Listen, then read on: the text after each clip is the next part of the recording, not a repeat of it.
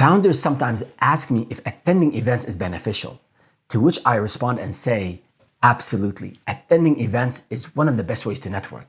And if you're uncertain about networking or don't see the value of it, I recommend you watch this video till the end. Because in this video, I'll cover 7 important types of people you can meet at in-person events and who can be critical to the growth of your business. I'll also cover 2 key actions you must take before and during these events so you can get the best out of them.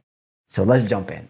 TechCrunch recently surveyed 52 founders to find out if attending events is good use of their time. I was a little bit surprised to see that more than half of the founders either were planning on attending fewer events or they were undecided about the usefulness of attending events. Now, for context, the events referred to in the article were mostly aimed at tech founders and the sample size was quite small, but still, the findings highlight how a lot of founders felt about attending events. Beginner founders are often unaware of the benefits that come from attending events.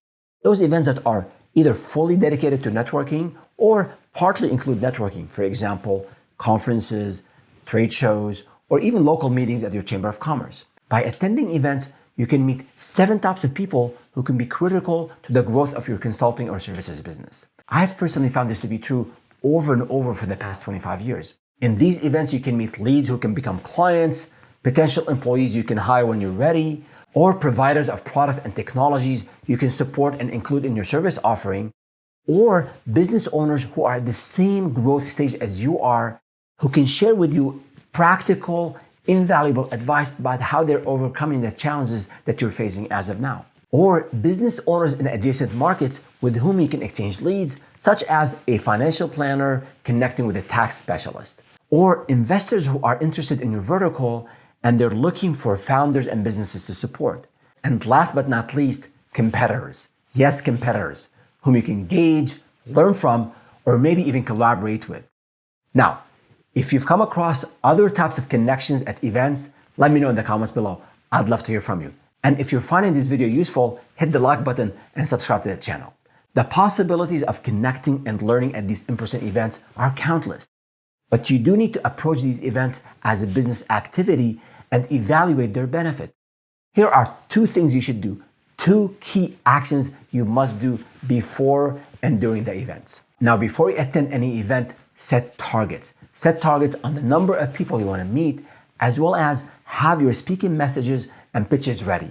Now, if you struggle with pitches, if you haven't done pitches before, if you haven't done networking before, we have an entire set of videos on sales, on pitches, on how to nurture leads. So check those out in the links below. Now, the second action I want you to take during the event, as you attend, assess if you're making good connections. If you're spending one morning every week attending a networking breakfast, but you're not seeing the results, there's nothing tangible that's helping your business, focus your energy elsewhere. Now, if you do want to get the most out of these events, remember the most important communication skill in business and in sales, and that is good listening.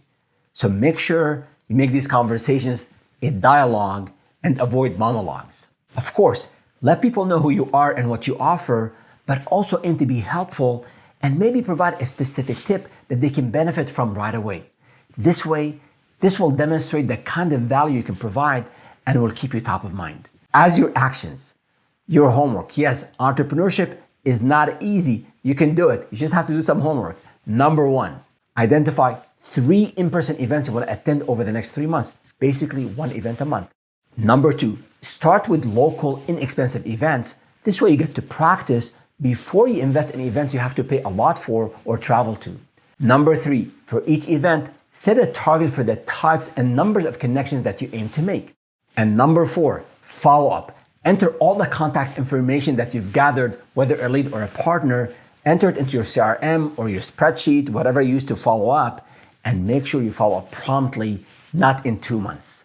Click the links in the description below to check out our related video on sales pitches. There you have it. If you found this discussion helpful, please subscribe to the Daily Advisor, our newsletter dedicated to helping consulting and service business owners get started and grow to 7- or 8-figure businesses.